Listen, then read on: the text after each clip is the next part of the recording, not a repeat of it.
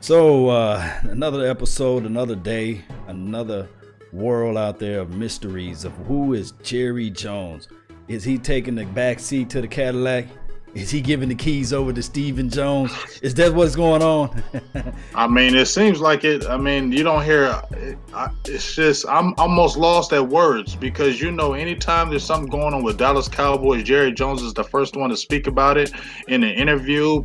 Microphones are in his face, and now anytime you hear anything, last week especially, Stephen Jones, Dez Bryant, Stephen Jones, Byron Jones, Stephen Jones, Orlando Scandrick, Stephen Jones. That's anything they heard out of the mouth is nothing but Stephen come out. So I don't know if it's the eventual start, the changing of the guard, but it's very interesting to see what's going on with this Stephen Jones thing. It is, and when we look at this thing at a whole picture, every team have a philosophy, and every league have their own philosophy. We do know that the NBA have changed. Let me jump ship over here to the NBA.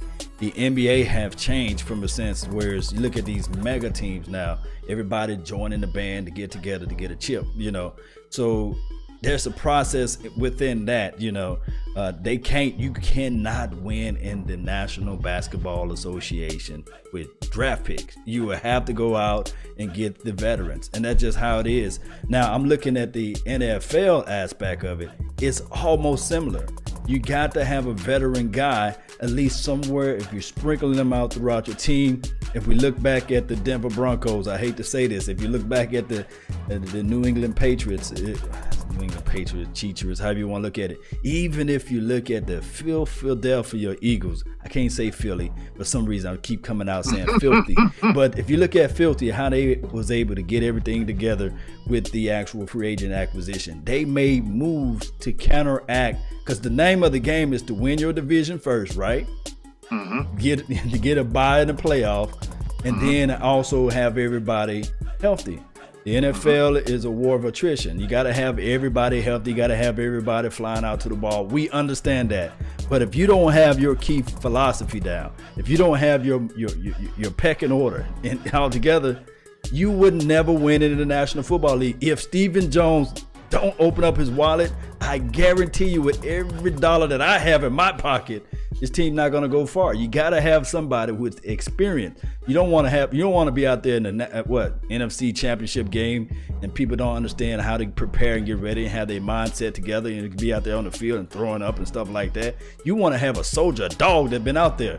And guess what? Philadelphia Eagles, they had Chris Longs of the world who had a Super Bowl championship. They had the Blunt kid out there. They had guys, and trust me, I hate when I compare any team to Filthy. But it's just one of those things. And I'm not bashing the team. I'm just saying that in order to win, you got to take that risk. I mean, I totally agree with that. Look at the teams throughout. Just like you said, Denver, Seattle, New England. I mean, even the Broncos back in the day. I mean, even when you saw the Atlanta Falcons get to the Super Bowl, they had Robinson that was a safety. Every team gets at least one or two players that can be the difference maker. Yes, you want to cherish your draft picks. Those are huge because you want to build your team through the draft. You want to keep on recycling young players. You want to keep that. But at the end of the day, you still got to have those strong veterans in your locker room. And you got to have a difference maker. And like we were talking about even last week, I don't want to beat the Earl Thomas thing. Everybody talks about it. But the reason why I really want that in my heart is because if you could have a guy who commands, Earl Thomas is respected throughout the whole league and what he brings to the table. When he comes into the locker room, if you sign a man like that, when he comes into the locker room, Xavier Woods, Jordan Lewis, Cheeto, all those, Anthony Brown, Byron Jones, Keith, they automatically will stand to attention and listen no matter what anybody says, because he been to the Super Bowl. He got a Super Bowl ring. He's been to 2 Super Bowls, and he's been very productive in the league. So automatically, you're going to have that automatic respect for him, and you're going to listen. And when that man can come in and control your defensive secondary, it takes your defensive secondary from good. Oh yeah. Part of the thing as well with that regarding having the money to go get free agents is, like we mentioned last week, that the team always ends up restructuring deals And the problem with that is to pay less up front, you're basically kicking the guaranteed money to the back end of the deal. And so that's one thing where even though Stephen Jones has had a different kind of philosophy and take on how to kind of steer this whole bus, it's still that one aspect that hasn't really changed too much. Dallas still continues to wheel and deal on that.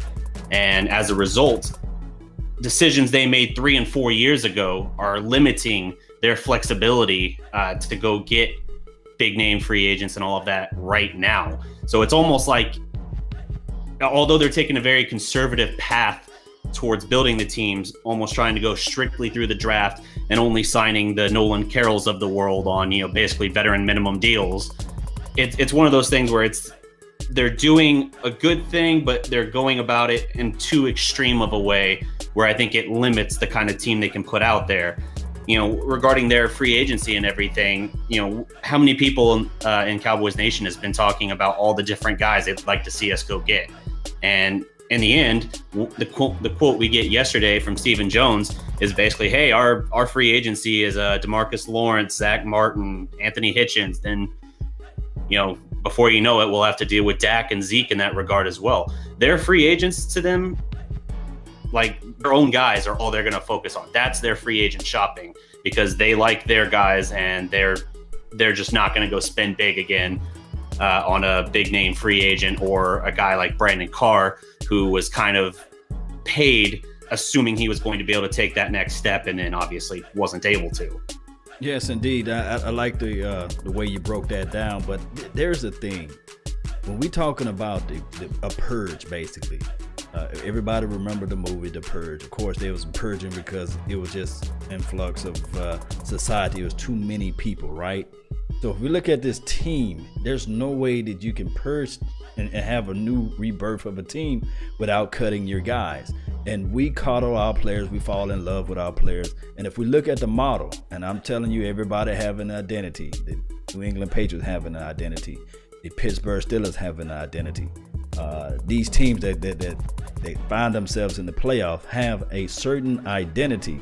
And if you can't have an identity, we never get a chance to purge our roster to elevate those who can develop into a bright outlook or a bright path. And the reason why I'm saying this is because Jerry Jones fall in love with his players so much that he holds a player, and it's a saying that it's better to get rid of a player 2 years prior or before they ready to get rid of a player versus 2 years too late, basically.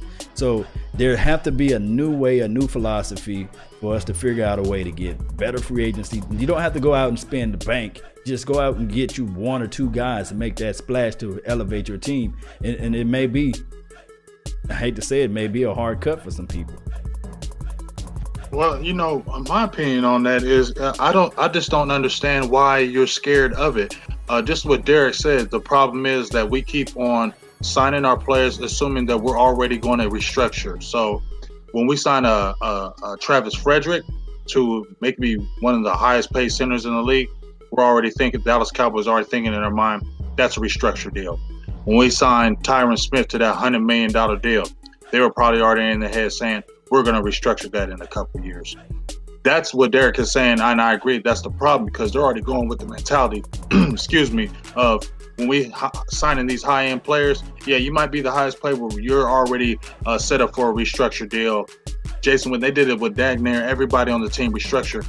And what happens is it comes back to bite us 2-3 years later down the line. We got dead money sitting on the books, and we can't sign anybody because we don't have any flexibility because we cut that player. We restructured his deal. We cut the player. He's no longer with us. And now we just got the money sitting on our cap and we can't do anything about it. And that's where the frustrating part is stop doing the restructure. The DallasProspect.com. We might be the new kids on the block, but just watch. We're going to be the best independent sports entertainment network in the Dallas-Fort Worth area.